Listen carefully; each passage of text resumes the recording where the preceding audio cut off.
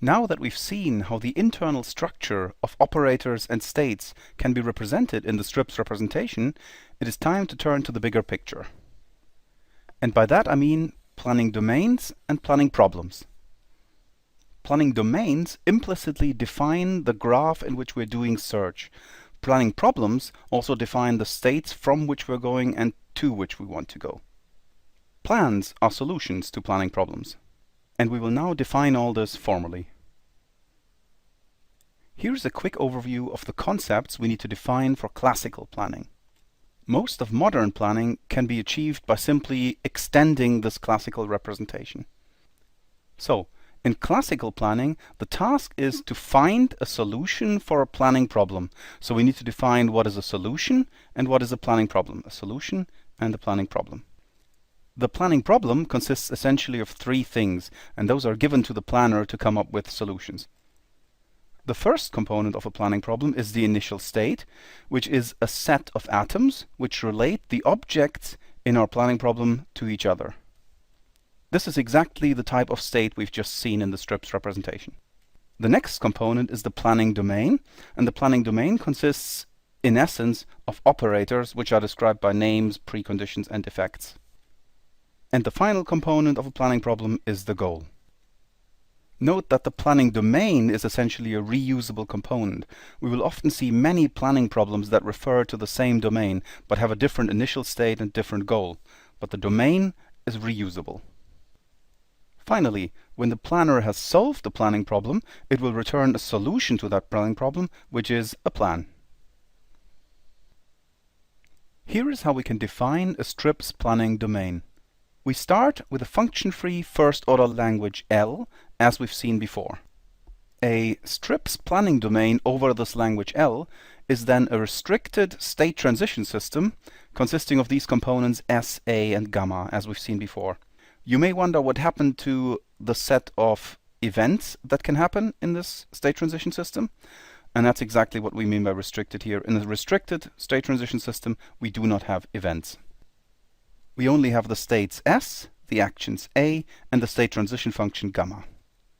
The set S of possible world states is then defined as the set of all possible strips states. So all sets of ground atoms that you can possibly define are an individual state. The set of actions that we need is then the set of all ground instances of some strips planning operators, and these are the operators that are defined in the planning domain. And finally, we define the state transition function, which is in this case a deterministic function because it maps to exactly one state. Again, this is to do with the restricted state transition system.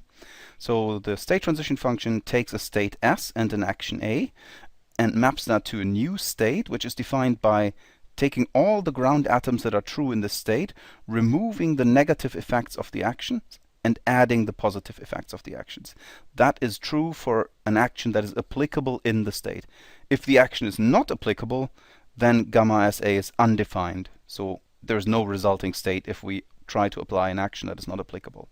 This definition of a state transition function is of course what we've seen before for the strips actions defined earlier.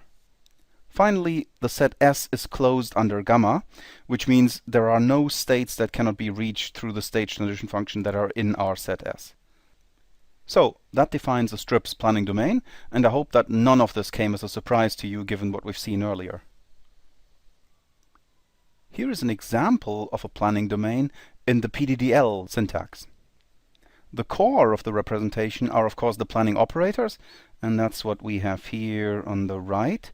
These are the 5 actions defined, or the 5 operators defined for the dock worker robot domain. And again, they're called actions in PDDL, but these are operators. As you can see, they're parameterized and have variables, whereas actions would be ground. So we have the move action, the load action, the unload action, the take action, and the put action. That is the complete set of operators defined for the dock worker robot domain. In addition to the operators, the PDDL language allows us to define a few other things, and that's what we've got over here. So we can, for example, say that a domain has a name so that we can refer to this domain in planning problems, as we will see later, by name. Then we can specify requirements, which allows the language to be extensible. We can specify types. These are the 5 types we've seen earlier: locations, piles, robots, cranes, and containers. Then in this domain specification we also have one constant defined, which is the palette. This is defined as part of the domain here, as it will occur in every planning problem. And then we have the predicates, which are exactly the predicates we've seen earlier defined for the dog worker robot domain. And you can see the complete set here defined with the types of the arguments. And that is the definition of this domain.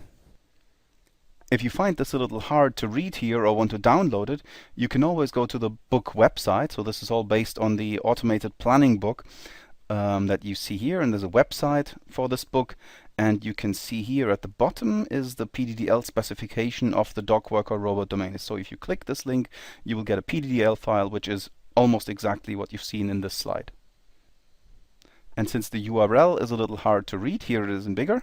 So it's http://las.fr/planning. If you go to that URL, you get to that website, and you will be able to download the PDDL domain.